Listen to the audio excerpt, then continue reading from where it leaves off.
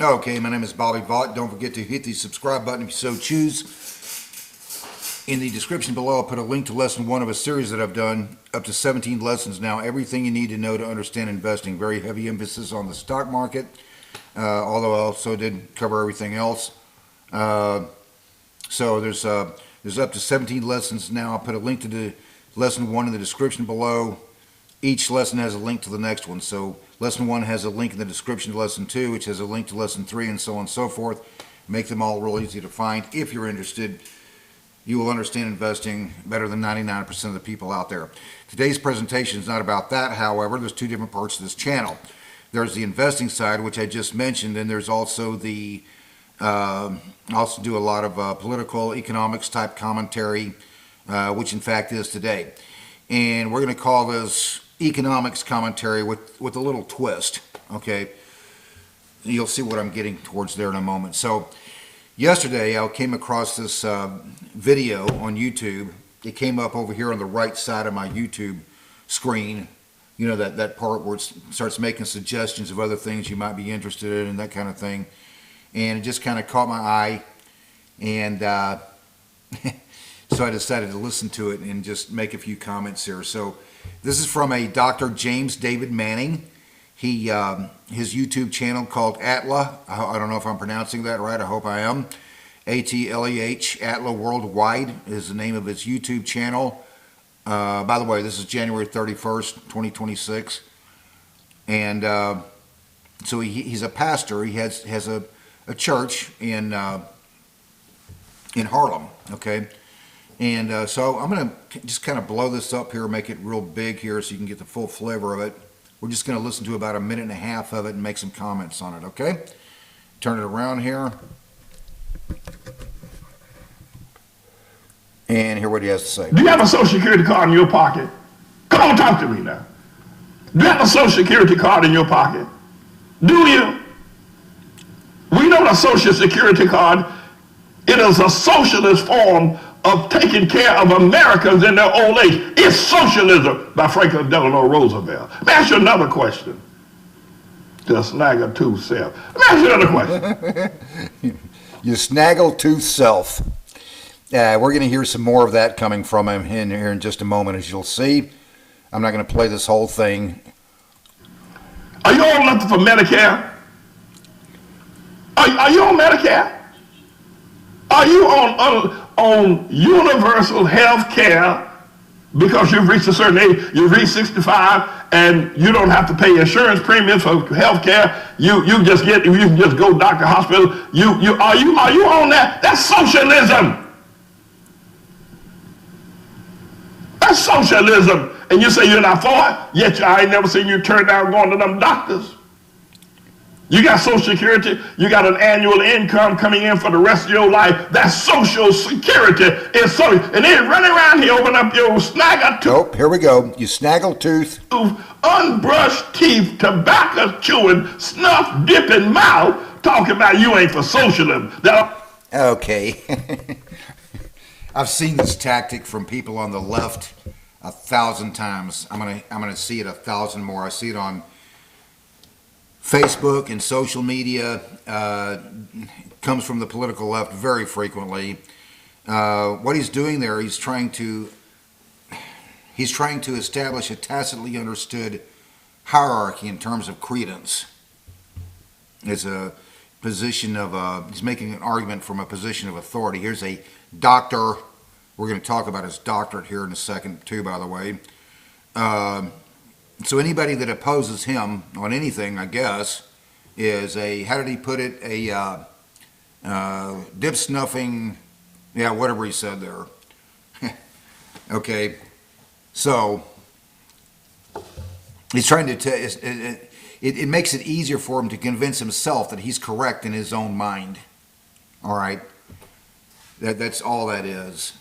From the Dr. James David Manning.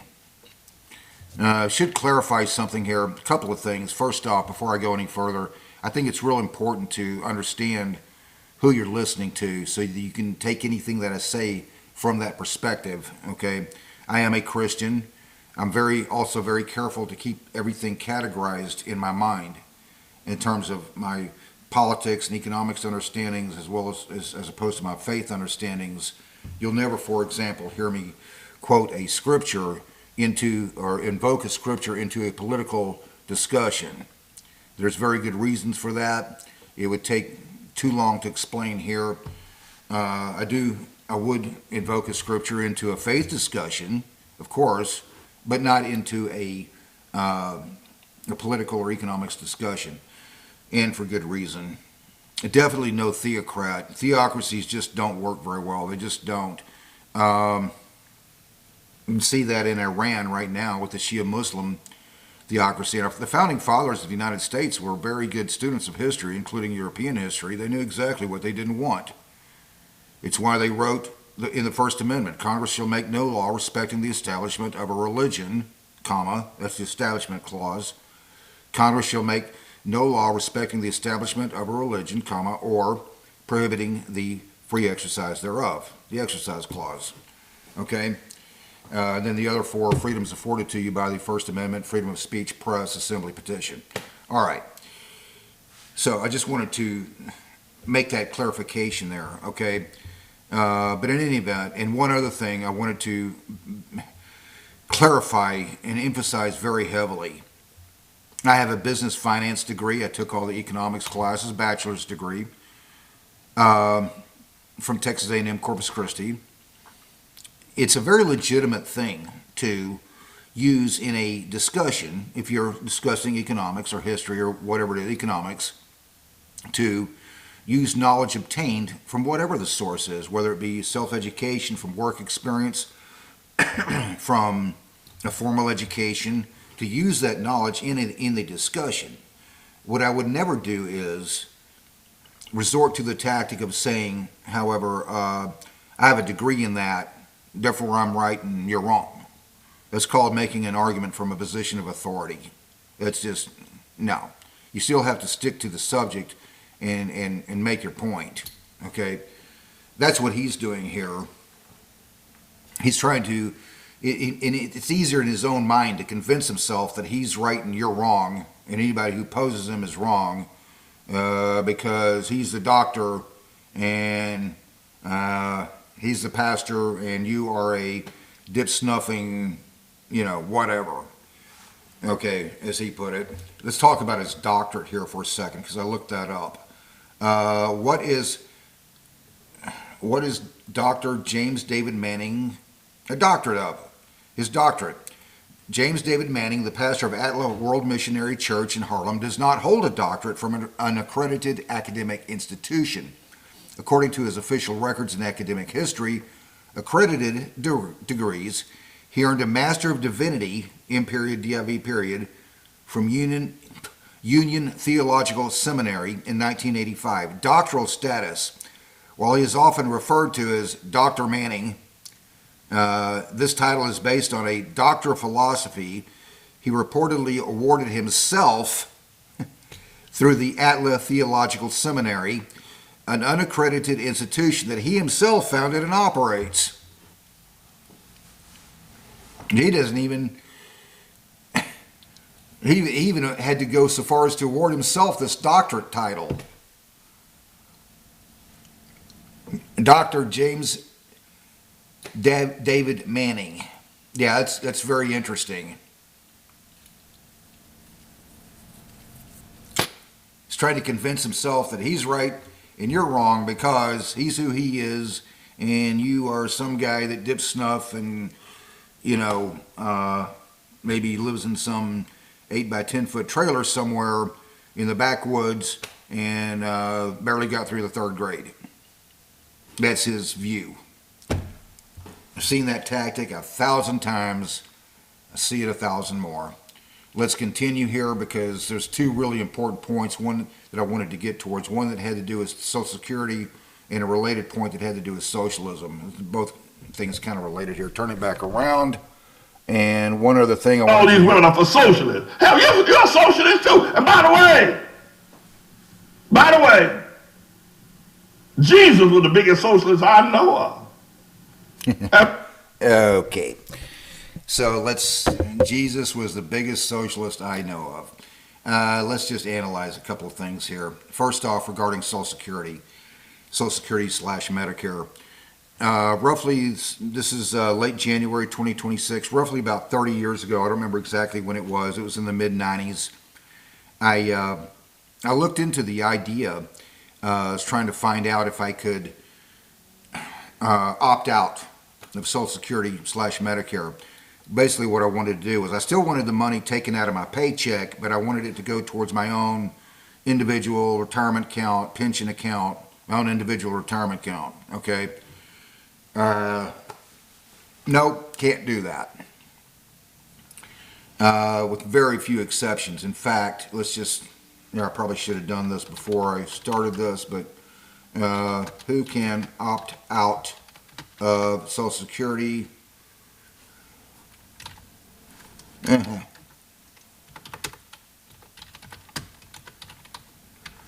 Sorry about that. I should have done this, looked that up before. Very few individuals, before I started this, very few individuals can opt out of Social Security as it is generally mandatory for U.S. workers. Exemptions are largely restricted to specific religious groups, for example, Amish, Mennonites. With conscientious objections, certain clergy members and some foreign workers, applicants must file specific forms with the IRS to formally waive all future benefits. It goes into detail on that. For example, foreign workers, certain foreign students, scholars, teachers, researchers, and exchange visitors with F1, J1, M1, or Q1 visas may be exempt. I'm not going to look into what all those different visas are. I don't know. It would be going too far off on a tangent here. But the point is that very few people can opt out of Social Security. It's generally mandatory with very few exceptions. Okay, so here's Dr. Manning here saying, well, if you get your Social Security check, you must like socialism. So by his reasoning is, then if you're forced into something, you must like it just because you're in it. Just because you want your own money back, that you are forced into putting into Social Security. Really bad logic, man. By that reasoning, I guess we would have to say prisoners enjoy prison. After all, they're in it. You cannot opt out of Social Security with very few exceptions, as we just saw.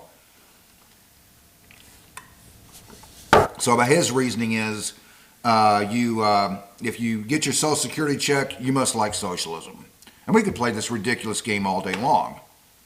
If you have an iPhone or an Android or whatever it is, whatever you have, you must like capitalism. If you've eaten in a private sector restaurant, that's pretty much all of them, you must like capitalism. If you have a computer, you must like capitalism. You can play this game all day long.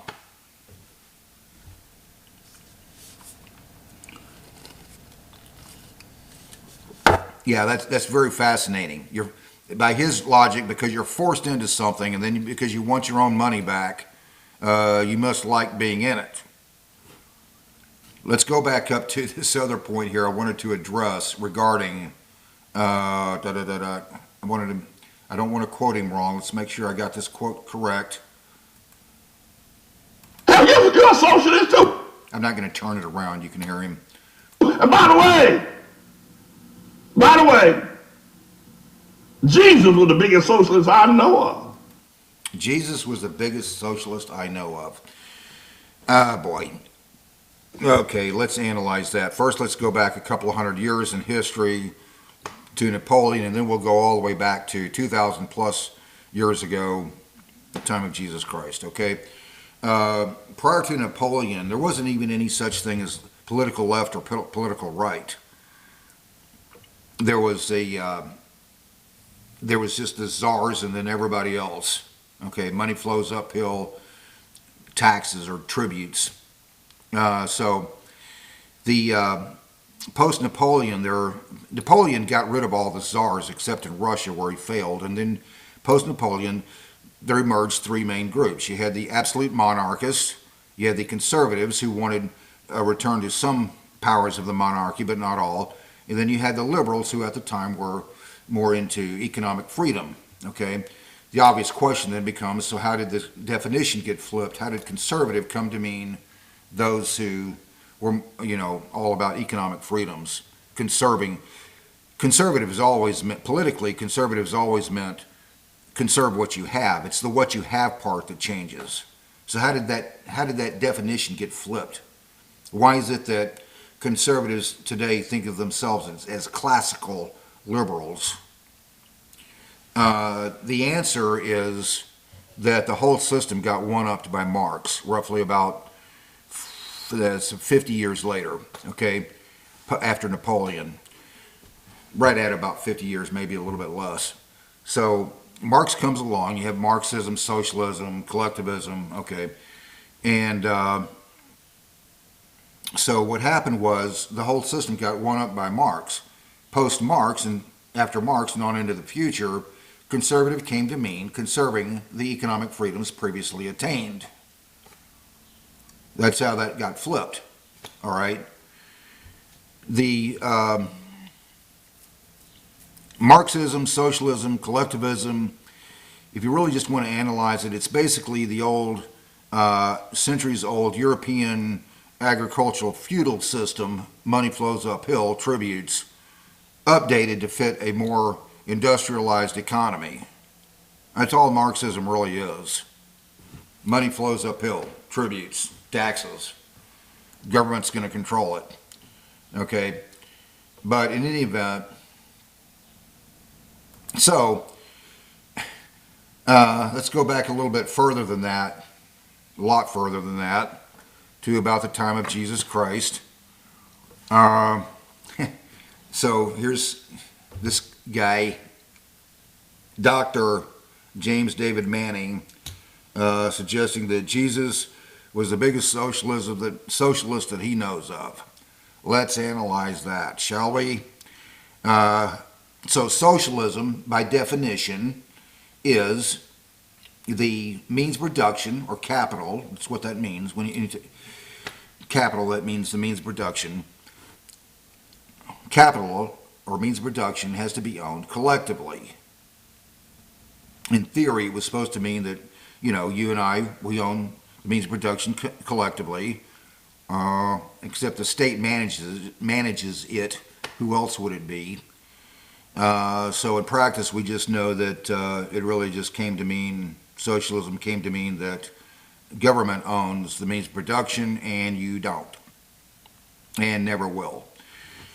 So let's just analyze what he's saying here, okay? And by the way, the same definition of socialism you can look up in a dozen different places very easily, and you're going to find it's basically the same thing. It's worded a little bit differently, but it all comes down to the same thing. Same thing that was in my economics textbook many years ago. Same thing that was definition is in my father's economics textbook back in the 1950s. All right. So the idea then was all means of production has to be owned collectively. Let me ask you a question. And managed by the government. Who was the government at the time of Jesus Christ? While you're thinking about that, I want to emphasize again heavily. Okay, I'm not some theocrat here. I'm not into, like I said, I would never, quote a scripture into, or in fact, not only am I not a theocrat, and for good reason, but as a Christian, I would never quote a scripture into a political discussion. I would quote a scripture into a faith discussion, but not into a political discussion. However, if this clown is going to say something as ridiculous as that, okay, well, we're going to have to analyze it from that perspective. Who was the government at the time of Jesus Christ?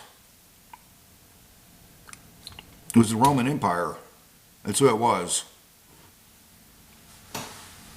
The Roman Empire that, amongst other things, Pontius Pilate washed his hands, never mind that he was the one who ordered the crucifixion in the first place.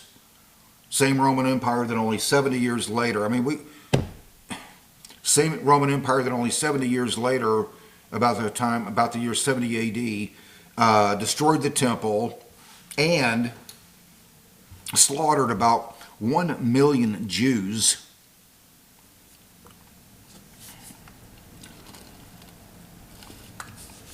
Sometimes when I hear the word Holocaust, I like to ask, which one?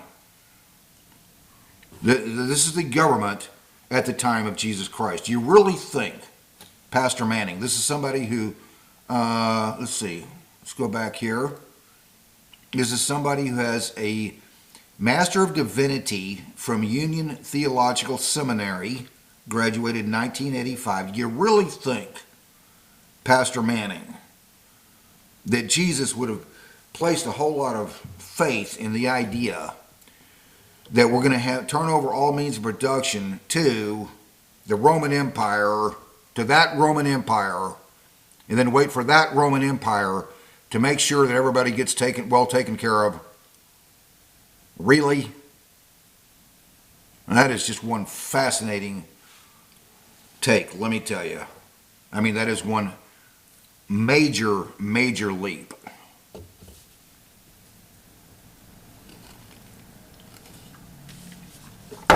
Wow.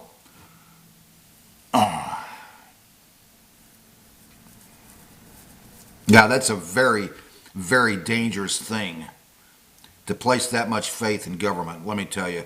Personally, I don't know about Pastor Manning here, but personally, and again, I'm not some theocrat, I would not invoke a scripture into a political economics discussion, but if somebody's going to say something that goofy, then I'm going to have to analyze it from that angle.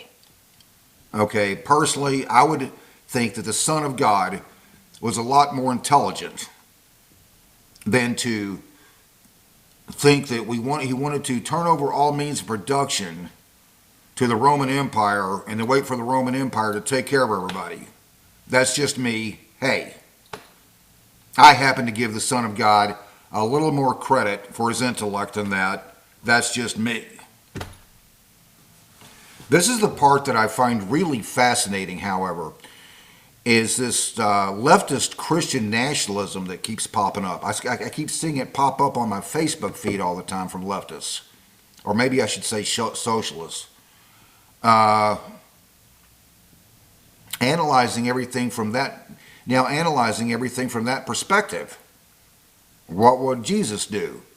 I'm just wondering because, I mean, what's the next step? Are we supposed to wait for Congress to come up with, to start analyzing everything from this very theocratic perspective?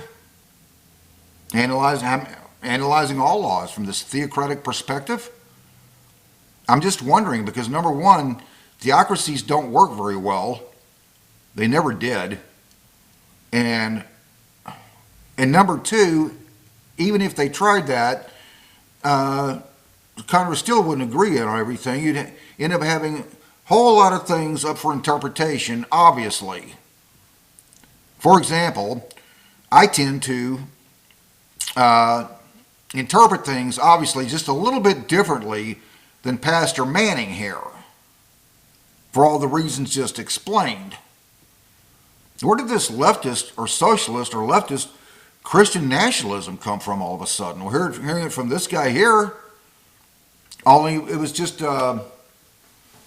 this is Saturday, it would be 2 weeks ago tomorrow when some people in St. Paul, Minnesota attacked the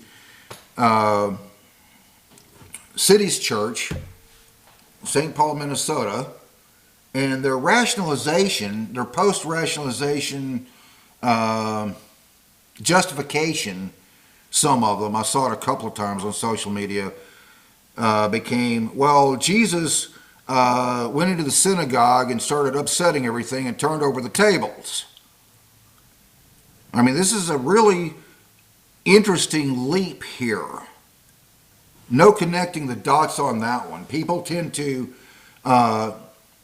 take an action and then look for the justification to do what they already wanted to do. or look for the rationalization that they already wanted to do.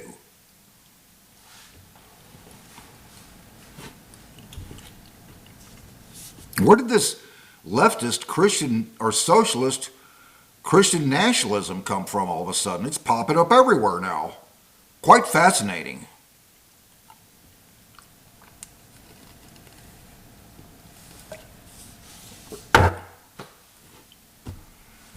I'm going to leave it right there.